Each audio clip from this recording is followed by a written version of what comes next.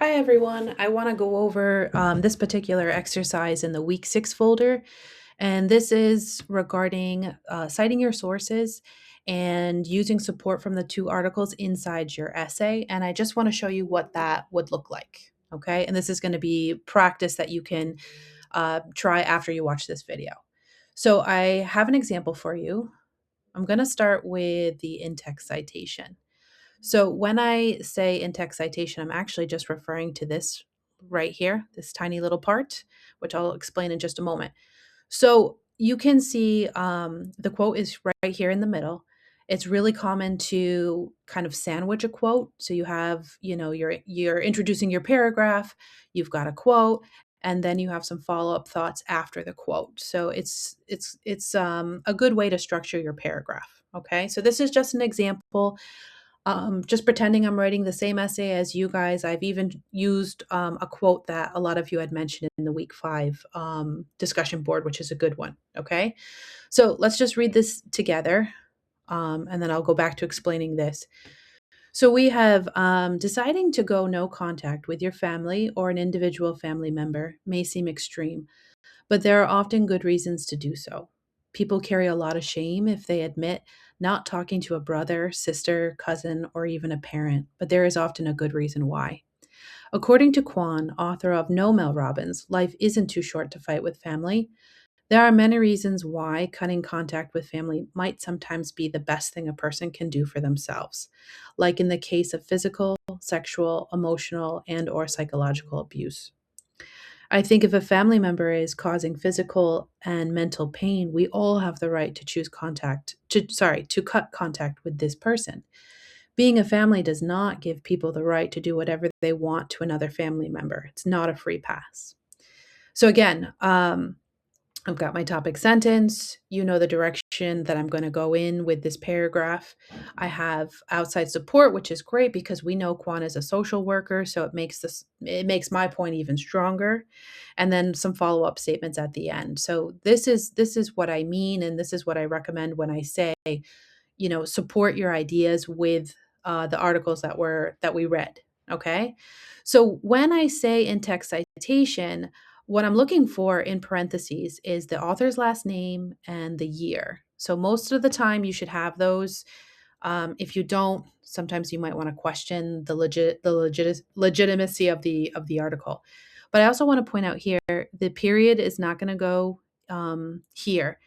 You're going to put this after the parentheses. Okay, so this is what a good MLA format looks like. And when I say MLA, I mean Modern Language Association, which is what we commonly use for your undergrad degree. For those of you who are going to pursue uh, a graduate or master's degree program, you'll be using APA. But so if you keep hearing me say that, that's why. Okay. So this is what I mean by your in-text citation. And for the homework, I'm only looking for this. You don't have to write me an entire paragraph or anything. I just want to see that you know what I mean by an in-text citation. Okay. All right, let's talk about the full citation. So this is at the end of your essay. It'll be a separate page called references or works cited. Both are correct. So you guys use whichever you prefer, and it includes all the information from the articles. So when I was a student, we had to do this the long way, but now we have amazing websites like this one, which is called Quillbot. My kids actually introduced this to me and a student, and I have to say I really like it. I've never really played around with these very much, but I've just gone here. You'll go to these three little dots and you'll see citation generator. Oh, I had it open. I'm not even paying attention that it's right here. Okay, this is important. This needs to be set. You see it's on APA, which I just mentioned. You want to set this to MLA ninth edition, the latest edition. Okay? So that's an important step to remember. And I'm going to show you how easy this is. We're going to start with the easy one. So the HuffPost one, the Sharon Kwan article, copy paste the URL. You're just going to go in here, paste it, and boom, it's done for you. It's amazing. It's so nice. So you'll see over here, there's a little copy button. You're just going to copy that. You're going to bring it over here and paste it, and you have a perfectly formatted full citation. Okay. So this one I want to show you because it could happen to you. But this particular article I'm saying is more complicated because it requires a subscription. So if you put this in, you'll probably get a message like this. Yeah, they're denying you because there's a paywall. And for students at CT State, you should have access to New York Times and the Washington Post. It's a part of your tuition. But if you're at your computer at home, it might not open. So we have to do this manually. And you'll see over here it says cite manually. So we're going to click on this and I'm going to call it, yeah, online magazine article. Technically, it is a newspaper article. I really don't think there's a huge difference here. We'll go with this. Okay. So the title we know is Life is Too Short to Fight with Family. If you see that I did not capitalize to and with, whoops, didn't mean to do that. Okay.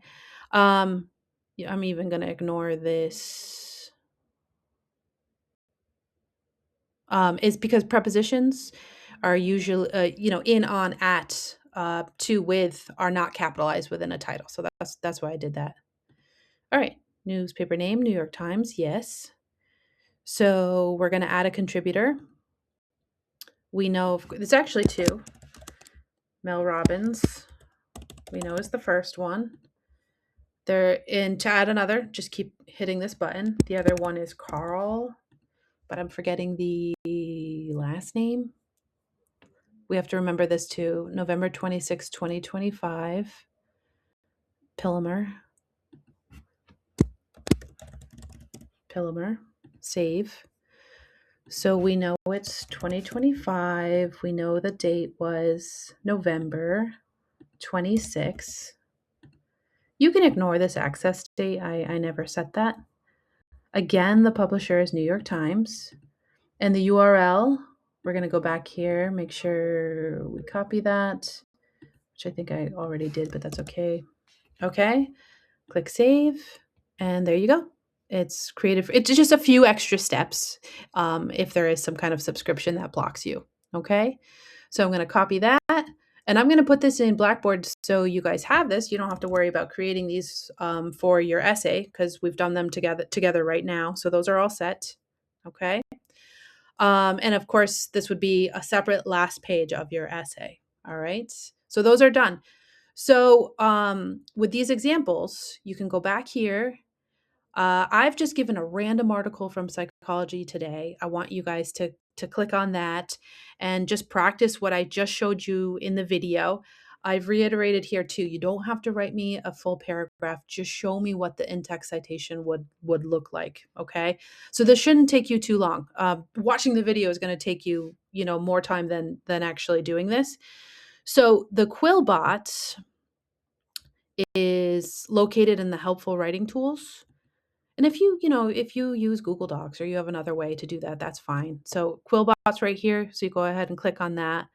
This folder has some other good, useful information, a reminder of the format for your essay, some transitions, list of transitions, because those are always great to use. I love the source is my favorite tool.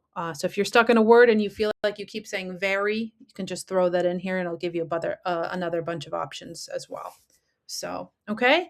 So I hope this is helpful for the week 6 folder in this particular exercise and for your essays.